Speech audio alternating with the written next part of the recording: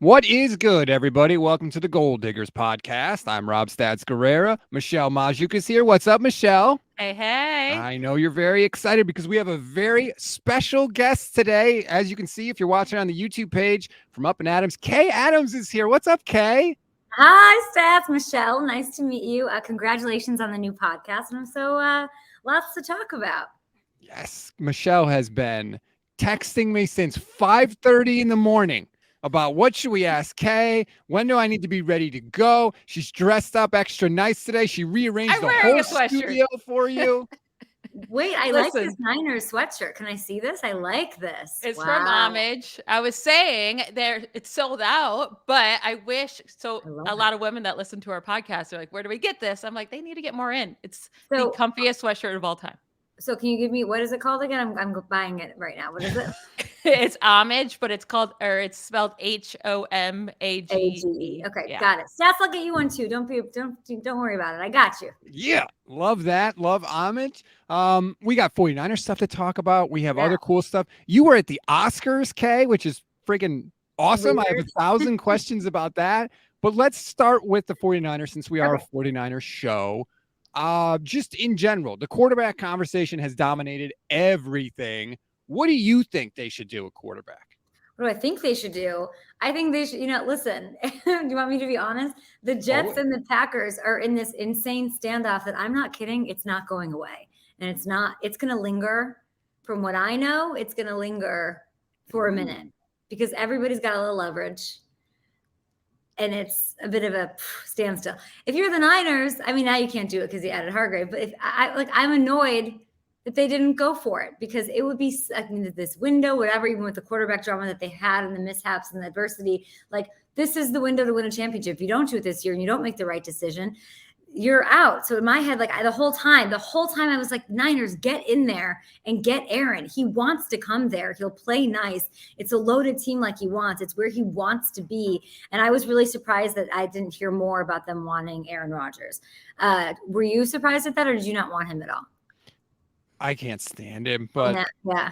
I mean, he's anybody. He's clearly good, and they tried to get him before they traded for Trey Lance. They tried to get him after they traded up to 3, and it didn't work out. So clearly, I think they were thinking what you were thinking.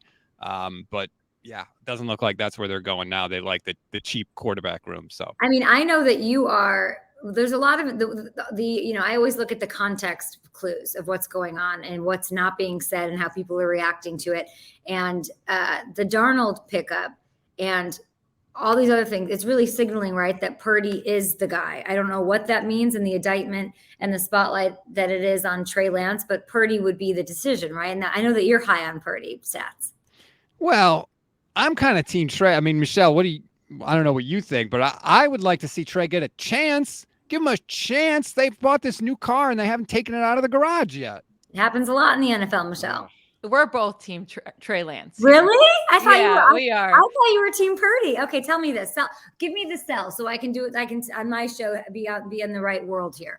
I am a little bit nervous about the elbow injury. I think if he comes back, especially if he's rushed, he already doesn't have a super high ceiling. He's fine with Kyle Shanahan and in his system, doesn't have a super high ceiling, doesn't have a super strong arm. You just take away a little bit of that arm.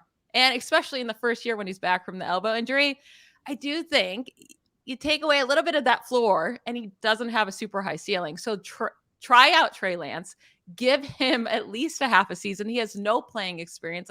See if it'll work out. You have such a weak conference. It's not like you're in trouble of not making the playoffs.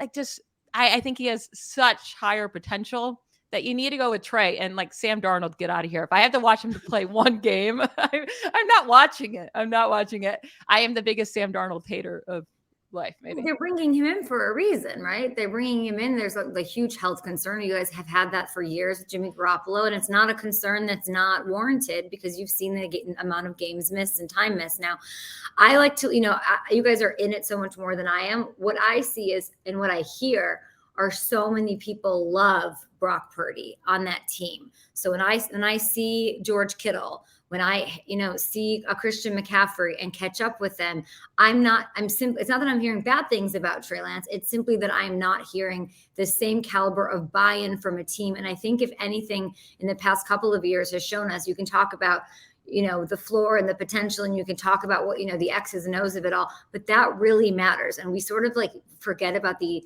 importance of the intangibility of a player and what they can do. And, Shanahan, I don't know if he's the best kind of leader to lead teams to stuff. I don't know. I know he incentivizes guys in different ways, but if you had, it puts it even more so on the quarterback. And you saw that with Jimmy. Let me just say this about the locker room. They liked Jimmy Garoppolo because he won games. They like Brock Purdy because he won games. If Trey gets in there and wins, the locker room will be behind him too. They're very fickle in the 49ers locker room. I'll just say that. Stats, give me the Lance over Brock one-line sentence of why. If you were in front of like Lynch and Shanahan right now.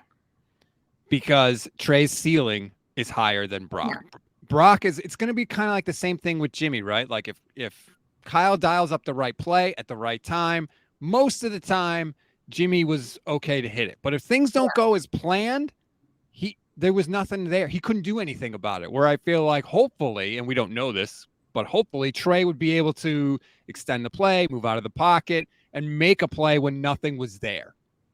But what if I will say, sorry, I just cut you off there. Please. I think you and I would both be on the Brock Purdy train if he didn't have the elbow injury. Like, if that didn't happen, I think that brings him down just a notch where Trey should get the chance. Do you agree there, Kay? I think that I trust like that those decisions aren't mine. If he has an elbow injury he's coming off of and they're willing to roll him out there, they know so much more than we do. And I never speculate on that. It's just the message there is he's good to go.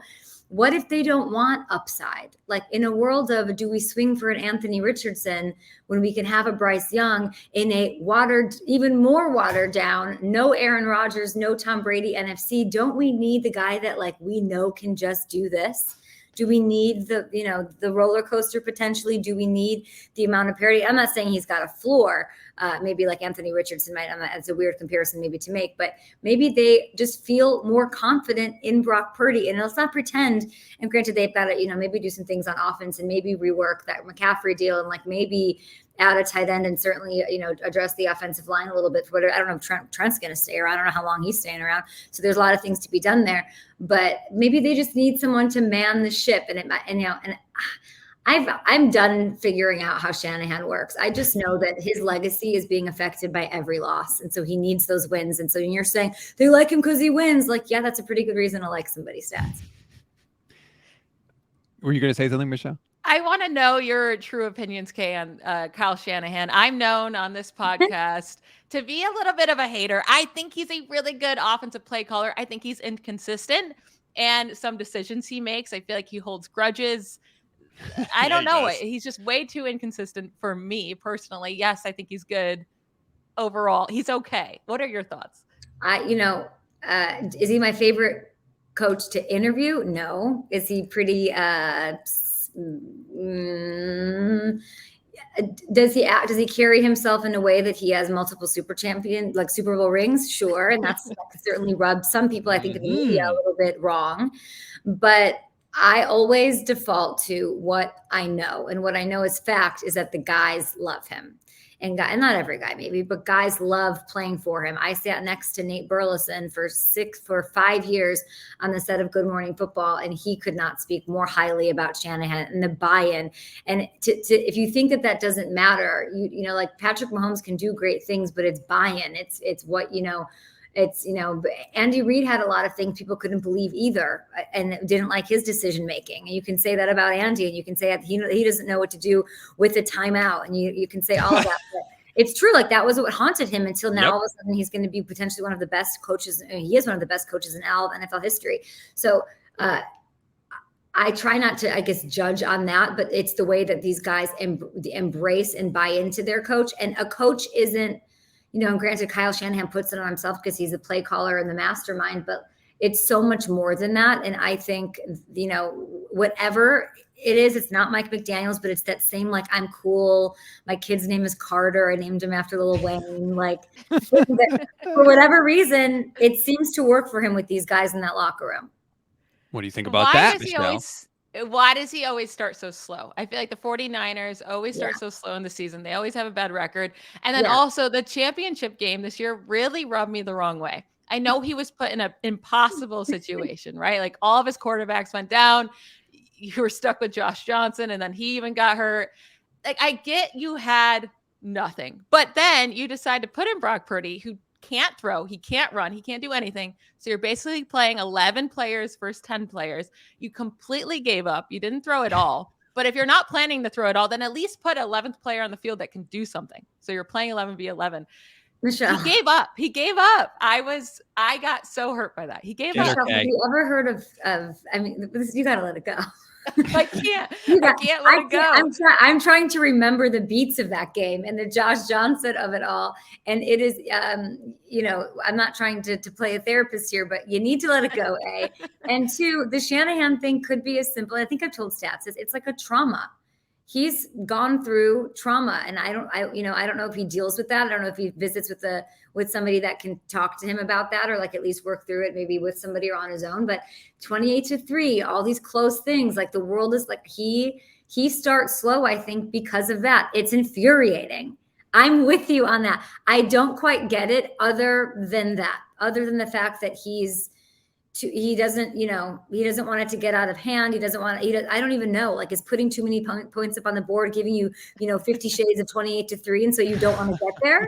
Like, you don't want to revisit literally, what if he doesn't want to revisit a huge lead because that we don't know, but I do know, Michelle, that you might be right. But if anything, it shows you the insane amount of trust he has in Brock Purdy to put him in there knowing he can't throw. That's why he's their guy, because even in that situation, he was their guy. And it never felt like he felt that way about Jimmy ever. Oh, he definitely didn't. I mean, he would go out of his way. Look at the NFC Championship game in 2019. Jimmy threw 8 passes. That's the only time they've ever gotten to a Super Bowl, is when they've had to literally take their quarterback out of the offensive game plan. That's why I want Trey over Brock, or at least to see. But you don't know. You're picking mystery door number 3 over. Like, why? Because I think I know what Brock Purdy is. I think Brock Purdy is Jimmy Garoppolo 2.0, little better than Jimmy. Better than Jimmy wins you the Super Bowl, especially with this D line right now. Are you kidding? Maybe a little better than Jimmy Garoppolo gets you the Super Bowl. I think that's what Kyle thinks. I don't think that's the wrong line of thinking. Whereas, do the safer thing, or at least there's going to be a quarterback change. Like, what are we over-undering week 4 on the Niners? Like, death taxes. Yeah. There's 4 quarterback changes and they lose in the NFC Championship game. Rob? What is going to change that this year? Are you liking what they're doing in free agency? They've got to address something. What do they have? Like 11 picks in the draft to do that? They have 11 picks in the draft. Unfortunately, they don't pick until like 100 or 101 or 99, something in that range.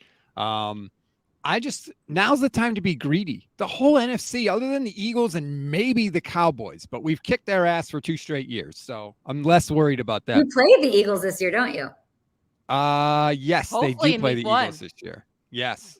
In Philly, I believe. That's a good week 1 game. That has to be. Oh, it's in Philly too. If the Eagles won the Super Bowl, I think that would have been the week 1. That would have been the Thursday night opener, would have been Niners Eagles, and I would have been hating it because I don't want to have to open the season against the Eagles. But those are the only 2 teams in the NFC that are scary. So the Niners should. Well, you took a competitor from that one of those teams who I'm not going to say he's got the same skill set as DeForest Buckner, but certainly the same potential for production and disruption as DeForest Buckner. Everyone's sort of brazing over the Cleveland Farrell thing, and I know it's like low-hanging fruit pinata joke in the NFL, but I'm always rooting for a rewrite, and there's so much talent on that defense that you can't tell me that might lift what he can do, and that he doesn't have something to prove. That all matters. Like, the humanity part of it matters. Being in different situations matters, and we've seen guys go there that have been, underperformed, and then all of a sudden they do for whatever reason, and credit to that coaching staff, right? That's Chris Kasarik, baby. Yeah, he's cool. He doesn't get enough love. Apparently he's a psycho. Really? And he's like spitting, he's got like a spit cup because he's always has a packed lip and he's chewing the tobacco and like yelling at guys, but they all love him. So whatever. Yeah. The more I think about it, the more that woman from Ted Lasso, who's wonderful, and she's a sports psychologist, I believe, and she talks to Ted. She talks to Jason, like, go, like, just see, like, why do we start these games slow? What do you think? Like, that's, are there any other ideas of why he does that? Does he get asked about it? No. By the 49ers press corps, please. They're scared he might look at him sideways. No. Yeah. You think that really? They're a bunch. It's pillowy soft. I think if it's time to be greedy, they should have gotten Aaron Rodgers. And that's what I think. And you can't tell me differently. And we wouldn't be having this conversation because it would be the overwhelming Super Bowl favorite. And it would be the easiest thing to call that they would win the Super Bowl if they went and got and they could have moved the numbers around and made it work. And instead they added to their D-line, which might work out. And that's very Shanahan to do that. And it's very weird to play this roulette thing with quarterbacks, but he clearly values the position a lot differently than we do. This is the time. Like, the Niners need to get to the Super Bowl right now in this window when the NFC is so weak. I mean, you have so many quarterbacks starting. You're expecting to start in the NFC that should not be starting quarterbacks in the NFL. Like, this is the time. It's so weak. You have Jalen Hurts as your competition, and really, who else? Maybe Dak. But the Cowboys seem to always, disappoint. This is a time to at least get to the Super Bowl and hopefully win one. But is the West any competition for you the way it's shaking out? Stafford, I talked to Calvin Johnson yesterday. He's like, Stafford, yeah, he's excited to be back. I'm like, is he? I don't know. Gino, I loved that, but who knows? They're like, I don't know, Pete Carroll seems more reinvigorated than ever. And then the Kyler stuff, like the division, there's usually, there was so much spice to this like a year ago. Now there's really not. That's fair. I mean, and Seattle lost to San Francisco 3 times last year. The Rams can't beat the Niners. I know they beat them in the NFC Championship game, but other than that, the Niners seem to have their number, and they're certainly a lot weaker than they have been under Sean McVay. They're kind of revamping things. In Arizona, you said it, new coach, won't have a quarterback for a huge chunk of this year. That's why they might trade D-Hop out of there. He might. Yeah, I think. And good, because he kills the 49ers. Yeah.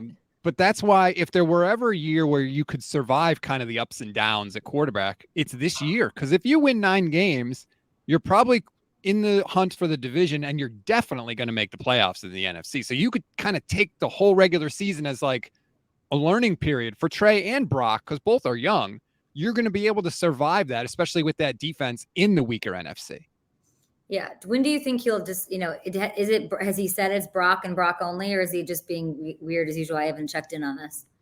What do you think? If you had to guess. If I had to guess, he's just going to, that's what I don't get, because weird as usual. Again, talking about just the humanity of it. It wasn't good for Jimmy. Like, I always want to be like, oh, the competition, like, it only works if you're built a certain way. So if you're Tom Brady and you bring in Garoppolo, Brady's like, oh, game on. And then he had this crazy psychotic MVP year and went off. Like, that's Tom Brady. That's Tom Brady with this, Southern Illinois kid, not in this place. But that doesn't always work. And there's a lot, like the not knowing your role, and even for the guys in the locker room, I asked George Kittle, I go, how do you manage that? Because you want to be close with the starting quarterback. And a lot of wide receivers have told me, yeah, you go and try to be buddy. Like Nate Burleson always tell me, like, he'd go over to Dan Orlovsky and be like, yeah, because he might get, like Stafford could go down. He gets the start and he like wants to have chemistry and a friendship with him. But how do you manage that when you want to be solely focused on someone in the, like, if you're Kittle and you're working out and you're doing tight end academy and you've got this, Nashville house with this whole thing in your backyard, this whole football field and like all this going on, or you're Christian McCaffrey, or like any of these guys, what are you splitting time running routes with both on the beach? Like, are you going and like practicing? Like it sort of just like dissipates everything instead of a clear, narrow focus. And that's what I think that matters, because these guys, I'm telling you, these guys I see them in LA. I run into, they're just gains. They're just trying to get better, any edge, any treatment, anything that they can do. They're working out. They're doing everything that they can. They're all meeting up. They're all going on trips together. So what do? Bring both of them? Bring like what? You know what I'm saying? Like that I've never really thought about that, but it's crazy. I think that's why Stats and I are both on the Lance train here, because Purdy's not going to be able to do that this year, right? This offseason, it's kind of a wasted offseason, because even if he can technically throw a ball in 3 months, can he, like a full-size ball, and can he actually do it to full strength and what does pass the ball mean? Does it mean 5 yards? Does it mean 10? Like, can he actually work out? So he doesn't have this offseason, which is the most important offseason from your first year to the second year to develop and to work with your guys. This is Lance's chance to be that leader, to take those trips, to do those workouts. And like, it's really their only option right now, unless Darnold wants to take over and do that. So that's why also I feel like this has to be Lance's team for this offseason.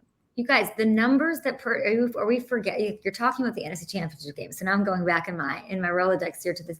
When Brock, that streak that he had, what do you attribute that to? How do you sit in the room? So you're John Lynch and you're quarterback's coach, and then you got Jed York and you've got all those guys. And you're like, yeah, we're going to go with Trey Lance.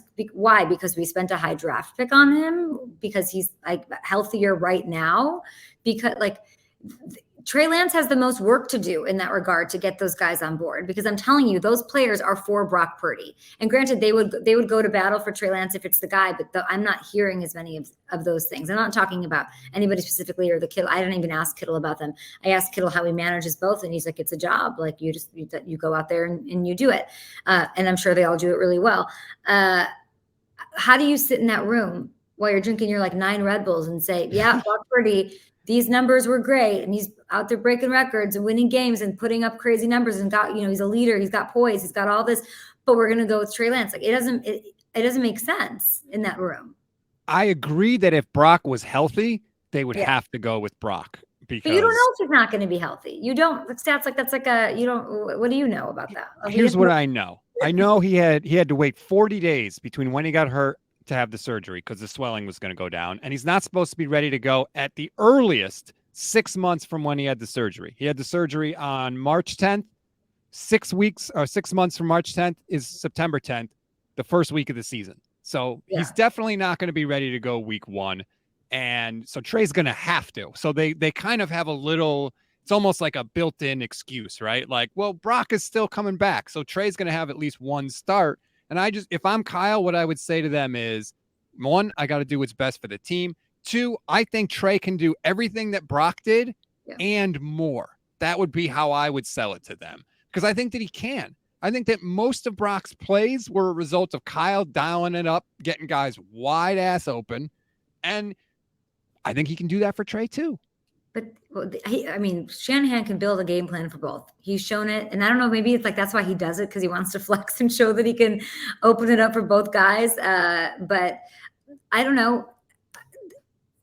Is there a world where Kyle puts me out of my misery and trades one of them?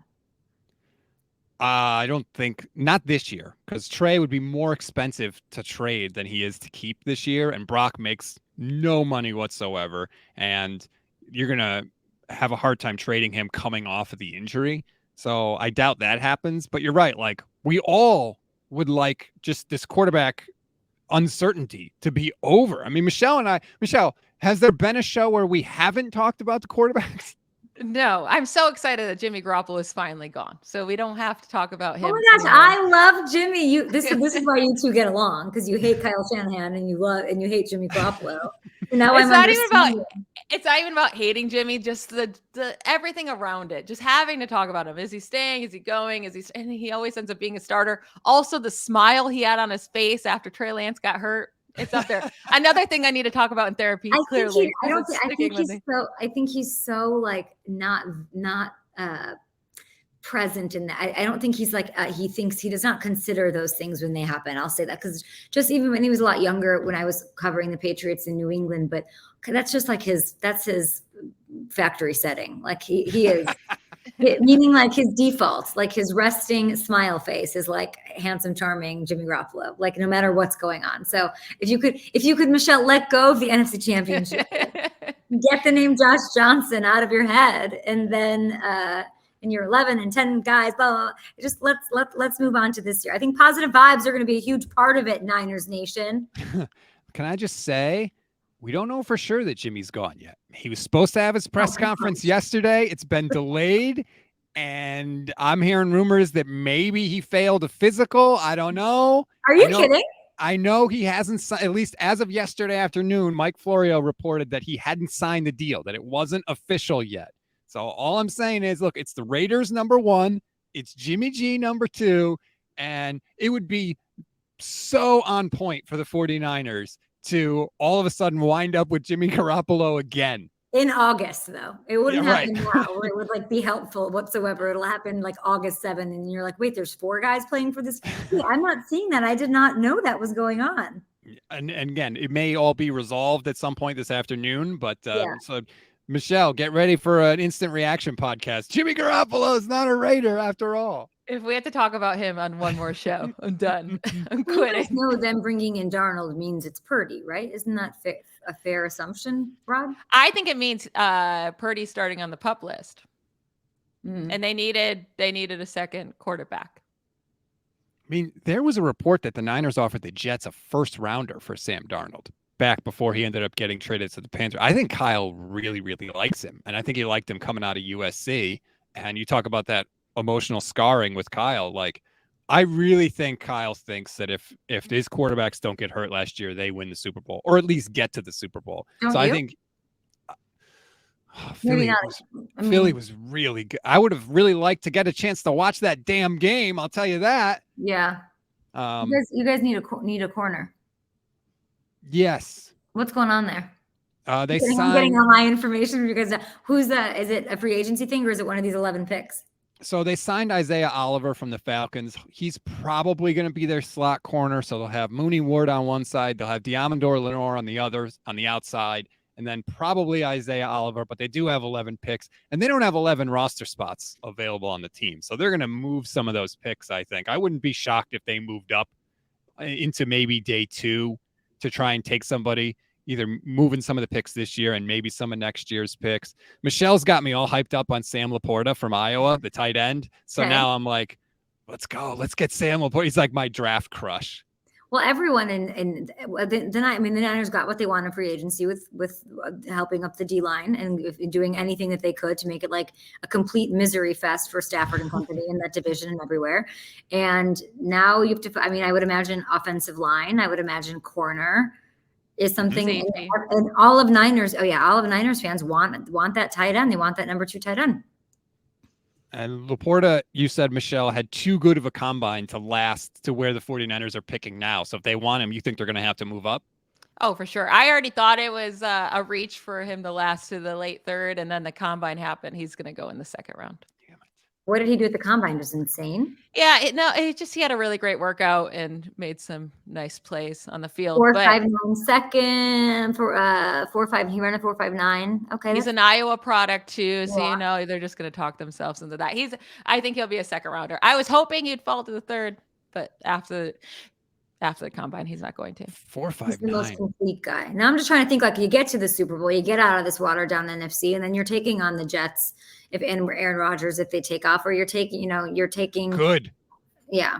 Bring that on. Aaron Rodgers can't beat the 49ers in the playoffs. He's never done it. He had a home game in Green Bay in the snow, and he scored 1 touchdown. What a game. Can we focus on that game? What a great game that was. That was my favorite game watching as a 49ers fan. I remember I was watching that in a hotel room in Baltimore because I was doing something I forget. And I could not believe what I was seeing. Yeah, I think we all know that Aaron Rodgers has some things to work out. Yeah, he does. I could not root for Aaron Rodgers. I couldn't. I don't. Really? No, I'm officially a Steelers fan. Like, that's my number 1 team. Stats got me on this podcast a couple years ago. Now, he's got me on this 49ers love. Niners are fun. Love fest. Yeah, they're a lot of fun. So now, like, I even had tears in my eyes when they lost the championship this year. I'm like, what did you do to me, Stats? But if Aaron Rodgers came, I don't think I could root for him. I don't like that man. I would say if he won the Super Bowl, I don't like that man. If he won the Super Bowl with the Jets, I think it'd be great. I would love it. Like, what a story. Like, if he takes them, if he's the MVP again, what a ridiculous disappointment. I just don't understand. Like, we're fed, I want to win a Super Bowl. And like, he says it, then he says this MVP thing that Gronk's like, don't talk about winning MVPs, talk about winning Super Bowls like Tom Brady did. And it's this huge hoopla in the news media, in the national media for like 24 hours. And then I'm like, okay, so you really want to let everybody know that you're a Super Bowl guy. You want that. You want a team win. Do the Jets give him a better opportunity at that than the Packers? I don't get the argument other than on paper, top 5 defense, like gauntlet. that he's going to in his own division to get out of. You look at Brady, he went to the NFC where he's like, oh, okay. Chris Collinsworth told me, he goes, I don't know what Aaron's doing. Go down to Atlanta, go down to Carolina, go win the South and do what Brady did. I don't think it's like a winning mentality. I'm sure Rodgers thinks about it differently. But when he says that he was 90% close to retiring, I think he was. Then just leave, dude. Like, get out of here. Like, so now you're going to come back to spite the Packers? Like, just like Brett, he has morphed into Brett Favre. It's crazy. He was the guy sitting around. Am I going to retire? Am I not going to retire? Wishy-washy. Eventually ticked the Packers off to the point where they finally told him, we don't want you anymore. And now he's literally going to the Jets, the same team Brett Favre went to after the Packers. If he ends up playing for the Jets for a year and then going to the Vikings the year after that, when, by the way, Kirk Cousins will be a free agent, that'll just make the transformation complete. But if you're Aaron Rodgers and you know, those weren't all moves, that wasn't his wish list of moves, right? His was, let's see what happens here. Niners, can we get a deal done? And like you're saying, nothing could get done. That I think would be a completely valid dream, wishes that's the way that it could have gone. So then he's faced with like, wow, like there's none of these guys can take on my contract. None of these teams. What does this look like? And the Jets then come after him. And I'm sure he's like, that's not the move, because are they going to win the Super Bowl? Are they built that way? Like chemistry, or is it a similar situation to what Brady potentially had, which I'm sure he's looking at. And then he's like, well, maybe I should just retire then. Maybe I should just, but if he retires and he's playing at this high level, I don't think he wants that either. But also then in 5 years, you're in Canton at the Hall of Fame and you're the second fiddle to Tom Brady. And that's not fun either. I would consider that if I was Aaron. I deserve my own show. I would play for the Jets for the year, even if they were bad, just to not be in the same Hall of Fame class and deal with that with Tom Brady. That's just, my own arrogance. I'm sure he's thought about it. I bet he has. I bet you he's for sure. That guy is so freaking. Oh, okay. Well, it's that and $60 million, right? So, but then if the Jets come calling, and Aaron Rodgers likes to be chased, and for 3 years, for whatever reason, like I don't think we can take the blame off the Packers with how they handle things with him. Like they aren't known for being the best at dealing with players. There's blame all around here, and he's super. Everyone says we give LaFleur a lot of credit. What is LaFleur the guy to really get to him? We don't know. We don't know if that even exists. Maybe it is Saleh, and Saleh's friends with LaFleur, so I'm sure there's lots of good luck, buddy, going on with that situation. But the Jets travel to see him, and then I'm sure he's like, I don't know, I might retire, and then they say, let me send you some caviar and some roses, and Alan Lazard. They're courting him in a way that the Packers didn't over 3 years, that he's so starved for, that them bringing in Lazard is like, wow, I'm really going to get what I want here. And everyone wants to say that he shouldn't dictate things. Shouldn't he? A little bit? He should. I think he should. I defend him. I am the most excited for him to go there for Garrett Wilson. I'm a fantasy. I know you like fantasy a lot. I love playing fantasy. I love Garrett Wilson. So I'm all in on this just for the Garrett Wilson aspect, but stop bringing in your wide receivers. Cause I want I still have a little bit of faith in Elijah Moore can still turn into something Randall Cobb there. No, I was texting James Jones and I was like, don't you dare.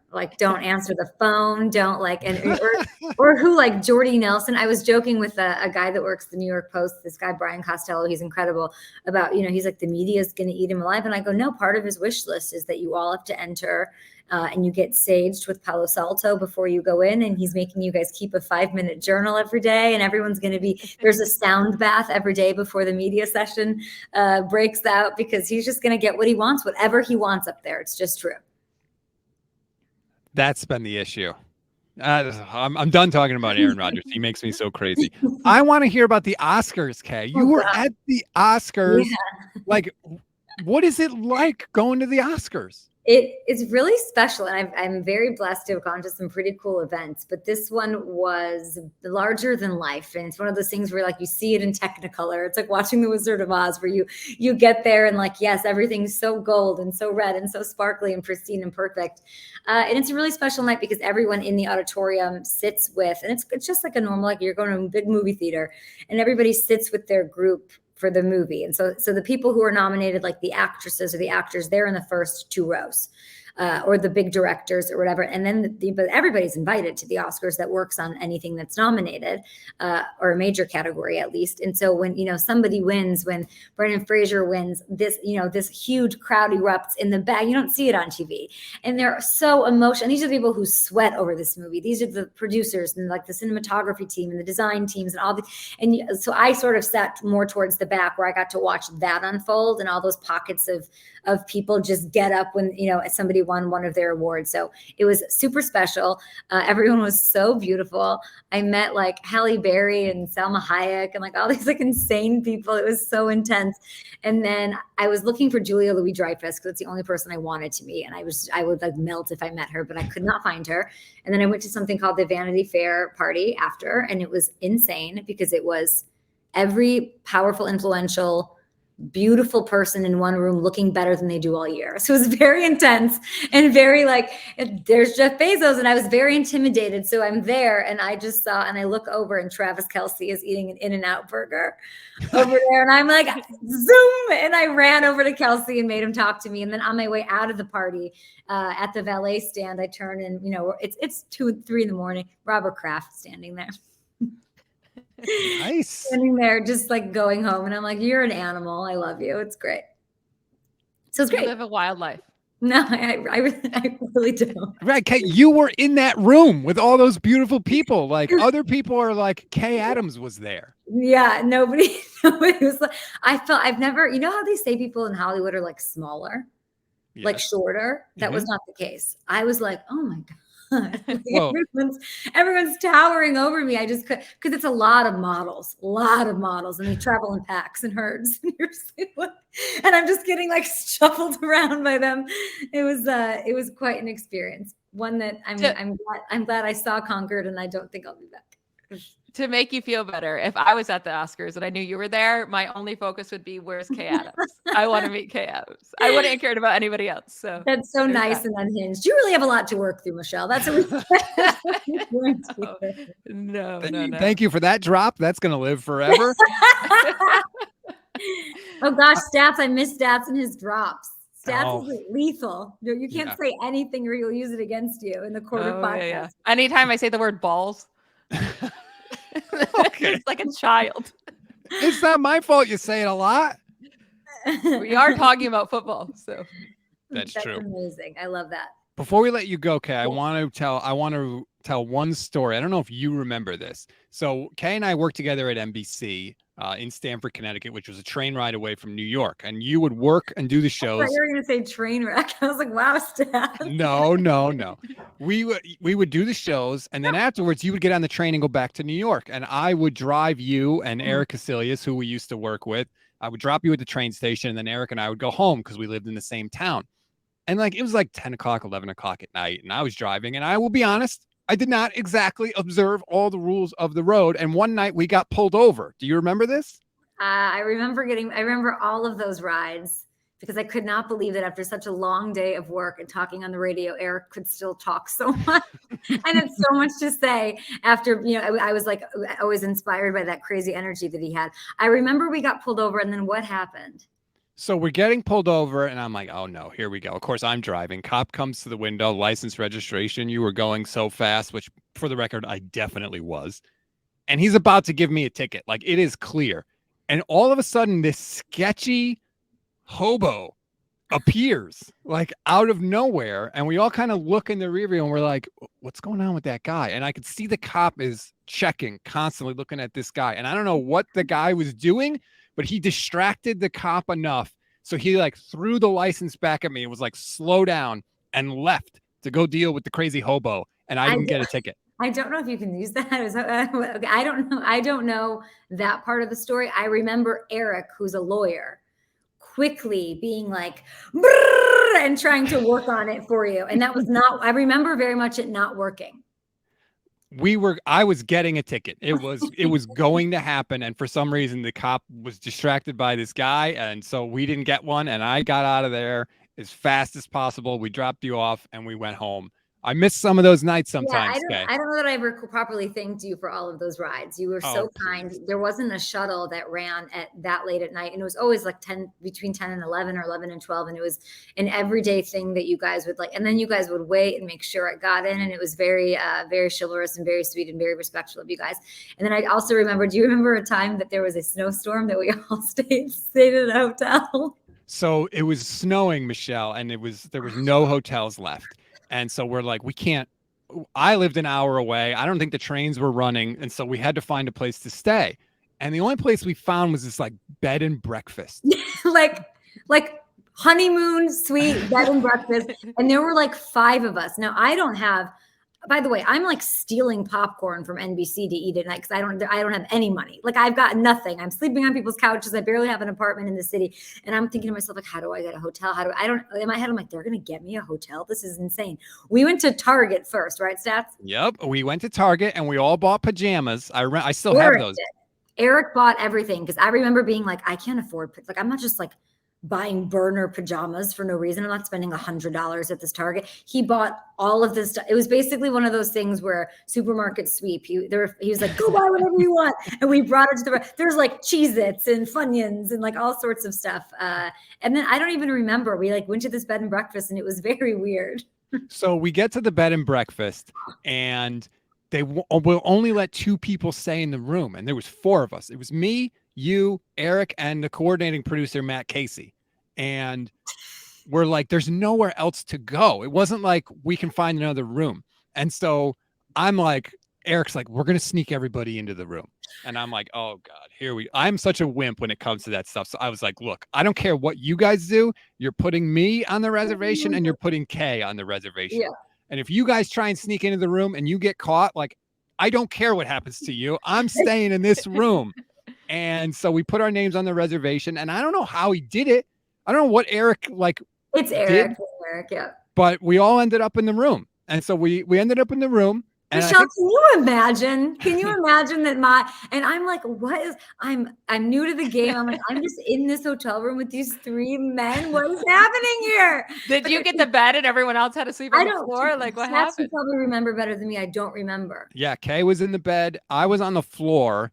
I don't know where Eric and Matt slept. I think at least one other person was on the floor. It was like a king size bed. So at one point, I know somebody went. This is before Postmates or anything like that. Somebody went down to the kitchen. We went down to the kitchen at this bed and breakfast. I think it might have been Matt Casey and I trying to find something to eat, and there was nothing, or like there was food prep for the next day. It was one of those things where you remembered and you're like, "There's no way that could have. There's no way. There's no way." It happened. We watched Bad Teacher on the laptop, as I recall. You guys had to go to work the next day?